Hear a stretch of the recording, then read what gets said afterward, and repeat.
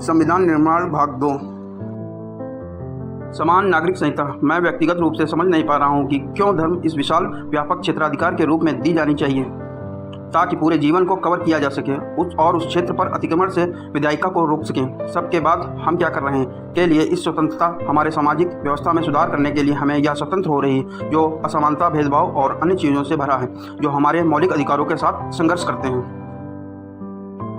बाबा साहब भीमराव अम्बेडकर जी वास्तव में समान नागरिकता संहिता के पक्षधर थे और कश्मीर के मामले में धारा 370 का विरोध करते थे। बाबा साहब भीमराव अम्बेडकर जी का भारत आधुनिक वैज्ञानिक सोच और तर्कसंगत विचारों का देश होता, उसमें पर्सनल कानून की जगह नहीं होती। संविधान सभा में बहस के दौरान अम्बेडकर जी ने एक समान नागरिक संहिता को अपनाने की सिफारिश करके भारतीय समाज में सुधार करने की अपनी इच्छा प्रकट की। सन 1951 में संसद में अपने हिंदू कोड बिल हिंदू संहिता विधेयक के मसौदे को रोके जाने के बाद अम्बेडकर जी ने मंत्रिमंडल से इस्तीफा दे दिया।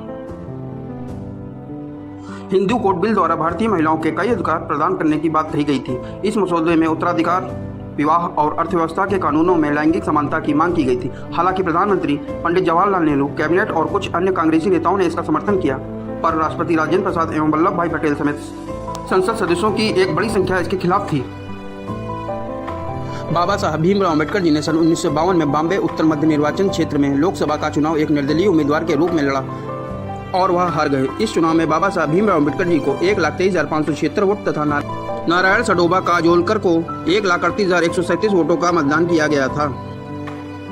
मार्च 1952 में बाबा साहब भीमराव अम्बेडकर जी को संसद के ऊपरी सदन यानी राज्यसभा के लिए नियुक्त किया गया और इसके बाद उनकी मृत्यु तक वो इस सदन के सदस्य रहे।